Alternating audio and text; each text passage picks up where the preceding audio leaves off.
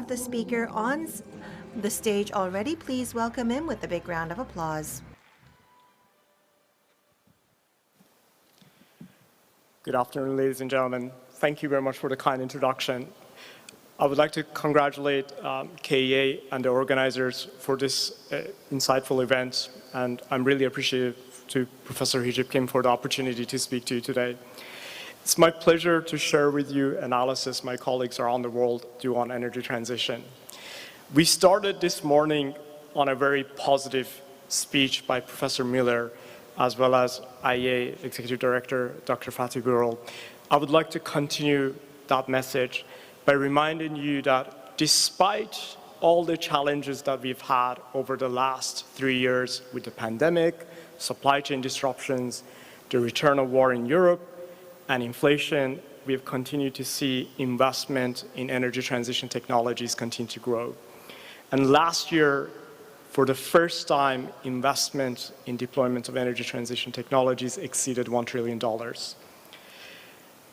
As Sadamori-san kindly explained earlier, China accounts with the leading share of investment in deployment of these technologies.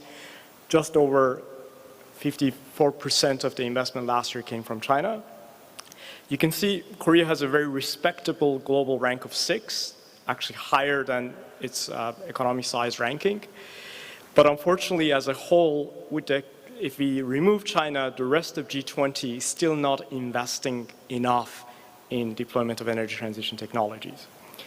Now, the good news still is that because of the rapid investment we have seen in manufacturing and deployment of these technologies over the last 13 years, we have seen the cost of solar modules, wind turbines, and lithium-ion battery packs significantly be reduced, to the point that in many markets, for many applications, these technologies no longer need subsidies to be deployed.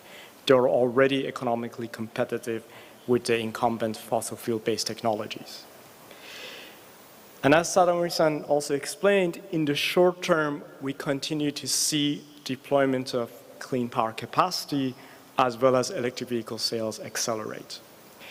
Now what I would like to do with the remainder of time that I have, walk you through 2 potential scenarios around how the energy system of the world may evolve. These scenarios are somewhat complementary to the IEA scenarios that were presented earlier. The first one, the economic transition scenario, this is if we don't put in any new policies, but we just let technology costs dictate what gets deployed. So purely based on where cost will take us. For the second scenario, on top of technology cost, we'll apply a carbon budget to make sure that we can hit the Paris Agreement goal of keeping global warming by the end of the century to well below 2 degrees. Now let's look at first what the implication of these scenarios are for emissions. Under the economic transition scenario, if we just follow where technology costs take us, we are already looking at energy emissions more or less plateauing within the next couple of years, and then a gradual gentle decline towards 2050. The result of this is a global warming of 2.6 degrees Celsius. This would still be catastrophic for many island nations, and it would still damage, for example, cities such as Busan, those that are facing the ocean. But at the same time, it's still way better than what was previously thought. This means that even with new policies, without any sort of new measures, we can see a peak in emissions. If we apply the carbon budget, based on the maturity of the technologies that we already have and the development readiness of the additional technologies that we will need for hard-to-abate sectors, we can see a realistic pathway to 1.77 degrees Celsius. Now you may wonder, well, what happened to 1.5 degrees Celsius? In the modeling, we actually aimed for that. Unfortunately, because of the built-in amount of emissions already and the lack of maturity of some of the technologies needed, 1.5 degrees still seems very challenging, although as a policy goal, it's critical to still aim for 1.5. Now, the implication of these 2 scenarios for primary energy is, of course, very different. A common thread in both is actually when it comes to coal, very likely 2022 will be the peak for coal consumption globally. Now, under the economic transition scenario, you can see that there's a gradual decline which accelerates over the next couple of years, and then by 2050, we end up with coal consumption somewhere around where we were back in 2000. In the net zero scenario, that of course will not be feasible. We would have to accelerate the decline in coal consumption, and by 2050, the coal that's left in the system would be about 80% lower than today. And all of that coal would either be used as a feedstock or in processes where we are capturing the emissions. In the case of oil, in both scenarios, we see a peak. In the net zero scenario, that peak would be in 2024, just a year from now. In the case of the economic transition scenario, that would be in 2028. And that's primarily because of the maturity of electric vehicle technology.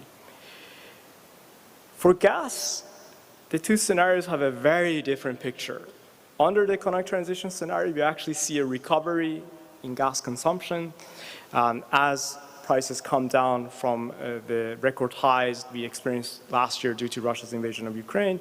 And you can see through the end of this decade, gas demand will actually end up being higher than pre-pandemic levels, and thereafter it plateaus. Under the net zero scenario, we would have to also reduce consumption of gas to make sure that the emission pathway is compliant with the carbon budget that we have. In both scenarios, renewables grow, but as you can see in the net zero scenario, we will have a significantly higher share of renewables.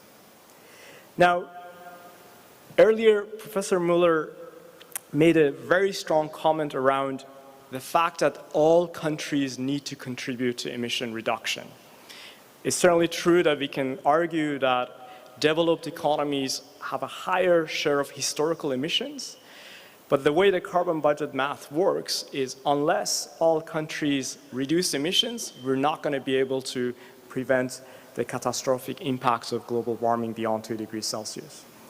Now, for developed economies, the OECD, they're already on a declining trend, and that trend would have to accelerate towards 2050. For developing economies such as Indonesia and India, they may need an additional couple of years in the net zero scenario, but even for those, we would have to ensure that by 2030, their emissions are below 2019 levels to have a chance to make the carbon budget work. China is somewhere in between. For China, under our net zero scenario, we expect the peak to happen next year. Now, what do these scenarios, how do they compare with what the targets these governments have already set for themselves in 2030, the so-called nationally determined contributions? The good news is, as you can see in the purple bars, which is the result of the economic transition scenario, even for economies such as India, Indonesia, and China, who have relatively very relaxed targets today, if they just allow technology costs dictate how their energy system evolves, they will do a lot better than what their targets say. In fact, for China, we expect, even under the economic transition scenario, China's 2030 emissions would be below 2019 levels. For developed economies, the good news is that majority of them already have 2030 targets that are compliant with our net zero scenario. Interestingly, Germany, that many times wants to position itself as a leader in climate change debates, actually its current target, as you can see, is not compliant with our net zero scenario. It's actually just on par with what our economic transition scenario foresees. The other question that comes up often, and Sadamir-san already explained this a bit, is around the technology mix. Indeed, we fully agree with the IEA outlook that solar and wind will play a really important role in decarbonization. However, on their own, they will be insufficient. We need to remember that the starting point for each country is very different. Take one extreme, France. France's electricity supply already is mostly decarbonized thanks to the high share of nuclear. That means between now and 2050, most of the emission abatement is going to come from increasing the share of electrification in final energy use. And then, yes, that requires some additional renewables. It will, of course, also require other clean fuels beyond electrification. On the other hand, for countries such as China and India, whose power system is still not decarbonized today, they will have to accelerate the decarbonization of their electricity system while at the same time increasing the rate of final electrification. Some of you may notice that the Indonesia bar on this chart looks a bit different with a much larger purple section. That purple is showing carbon capture and storage. In the case of Indonesia, as many of you may be aware, today Indonesia competes with Australia as the largest exporter of coal. It has cheap, abundant amount of coal domestically, but also as an archipelago relatively close to the equator, its renewable resource potential is somewhat limited. For solar, it's actually not that bad. For wind, unfortunately, the wind speeds are relatively low. As a result of that, an economically sustainable, compliant pathway to achieve net zero for Indonesia would require increasing reliance on carbon capture and storage. And I should note that the reason this is very important for Indonesia is also it's one of the countries that has a lot of depleted oil and gas fields that can be a very good source for capturing that carbon. Now let me delve a little bit on what these scenarios mean for specific components of the economy, starting with power. As Professor Müller kindly said, we do have to ensure that all economies can grow in a way that populations can achieve the same standard of living as many developed economies already have today. That means electricity demand will grow no matter whether we are looking at meeting climate goals or not. In the economic transition scenario, you can see that electricity demand in 2050 would be roughly double where we were in 2020. And part of that growth, again, is coming from the transport sector as EVs become more popular across all modes, from two-wheelers to passenger vehicles and buses and commercial vehicles. In the net zero scenario, you can see that electricity demand will be double that of the economic transition scenario because we'll be electrifying a lot of energy uses, but also we will need to use electricity to create clean hydrogen. So roughly 25% of annual electricity demand in 2050 under the net zero scenario would be for clean hydrogen production. On the supply side, under the economic transition scenario, you can already see that solar and wind will end up accounting for the bulk of electricity supply. These are on annual generation normalized basis. In the net zero scenario, this chart may seem like an evolution of the chart to the left of it, but in fact, it's a very different system. Renewables will play a slightly larger role, but they will not be enough. The additional marginal benefits of adding more and more solar and wind to the system becomes less and less in that case, and we have to look at other sources of electricity to complement the generation from solar and wind. In this case, nuclear is very important. Our net zero scenario has a slightly higher amount of nuclear than the IEA. So in our scenario, we end up with 950 gigawatts of nuclear by 2050. Thermal power plants will be very important, but their role will be very different. Today, thermal power plants are used as often what we call base load. So they're run at fairly high capacity factors.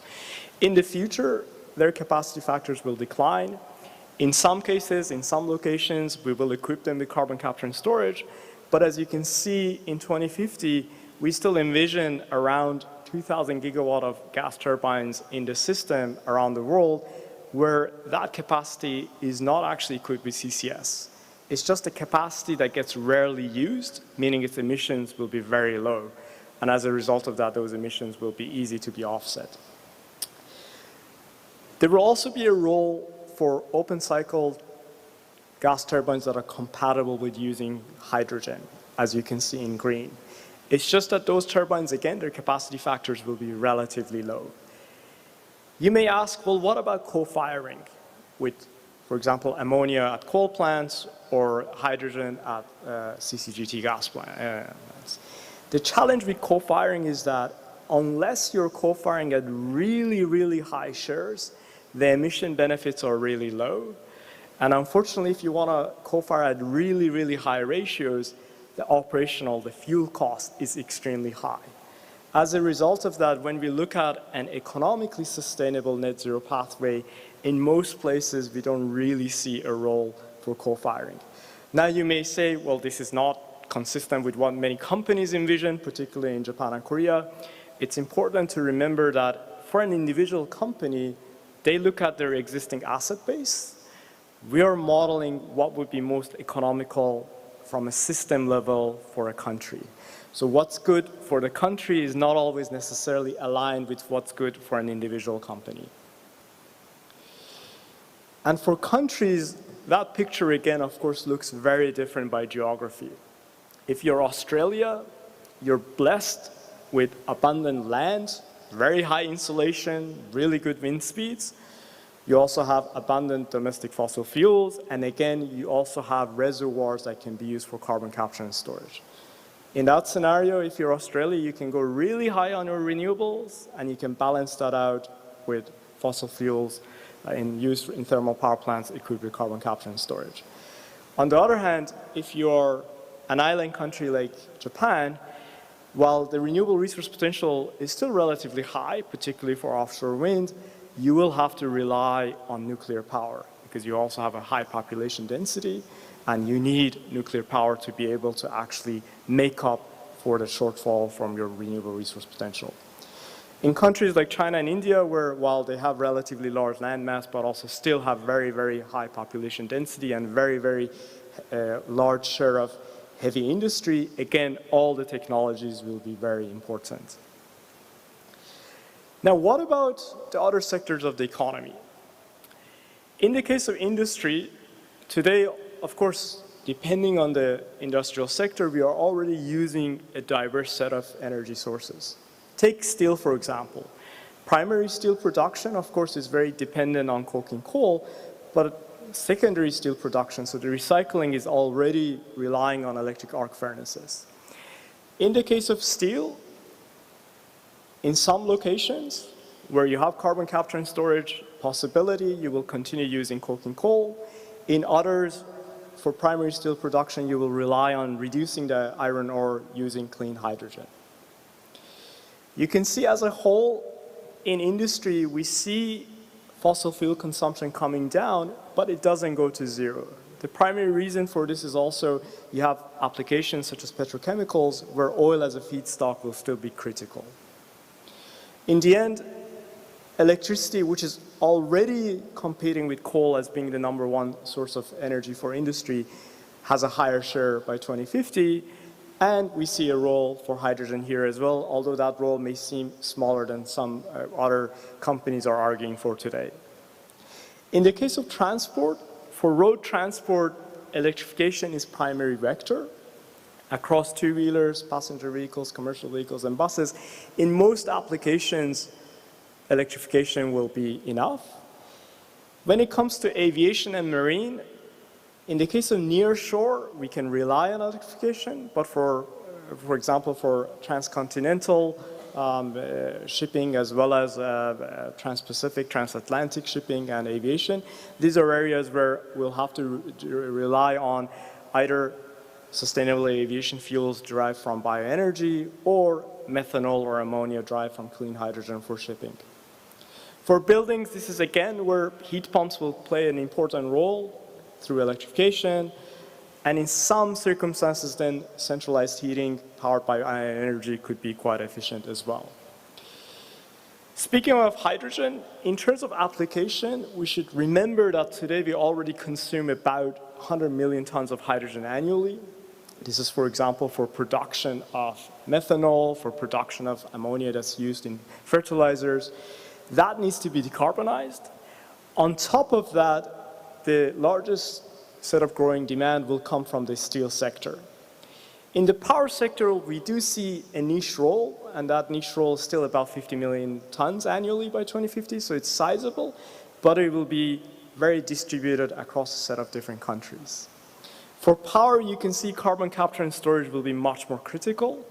After power, cement production as well as the production of hydrogen is where we see the biggest use cases for CCS. Speaking of hydrogen production, Based on our economic analysis, we see electrolysis being the dominant mode, and that electrolysis can be powered by renewables as well as nuclear, depending on the location. In the case of blue hydrogen, we do see some unique circumstances, for example, exports from Middle East to Europe where blue hydrogen may be effective, but in most cases, we see green hydrogen being more economic. The reason for this is that if you believe in blue hydrogen's potential, you're essentially believing in the potential of CCS. But if you believe in potential of CCS, it's much more economic to directly apply that CCS to the application you want to decarbonize and continue using fossil fuels. Because transporting coal, oil, and LNG is a lot cheaper and easier than hydrogen, particularly when it comes to seaborne transport.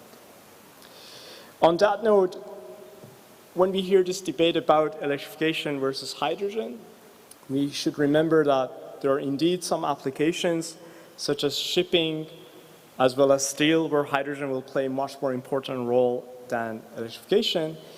But in majority of applications, direct electrification will be the cheapest approach. Now you may wonder, well, okay, great scenarios, and you said these are supposed to be economically realistic. Well, how much is it going to cost?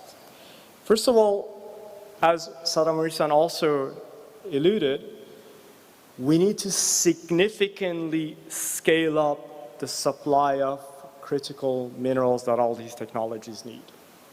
Now, the challenge here is not so much that we don't physically have the reserves of these minerals. It's the challenge of timely investments in bringing the mines online and also ensuring that the processing and the refining capacity for these raw critical minerals exist. This is an area where still we're unfortunately lagging behind. Even if you take the EV lithium-ion battery supply chain, there has been accelerated investments in cell manufacturing, good investment, timely investment in electrolytes, cathode, anode, and separators. Less so when it comes to the refining of the key minerals, and even less so when it comes to, for example, upstream investment in expanding lithium mining.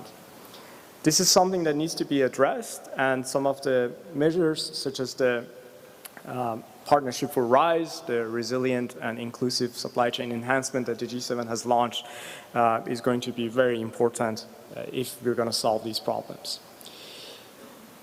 The flip side of this is also this represents a $10 trillion investment opportunity. And this is an area particularly for upstream resource companies, those that are right now focused on oil and gas and coal industry, whose future revenues from oil and gas and coal is potentially threatened by the transition, can potentially tap into.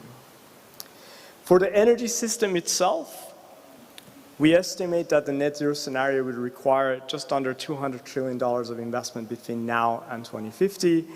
You can see both in the net zero scenario and the economic transition scenario on the demand side, the EV space is really important. On the supply side, we should remember that the grid is critical. And again, the grid, unfortunately, even in markets where they have relatively good power market regulation, still investment is not enough. This net zero scenario requires about globally $20 trillion of investments in the grid between now and 2050.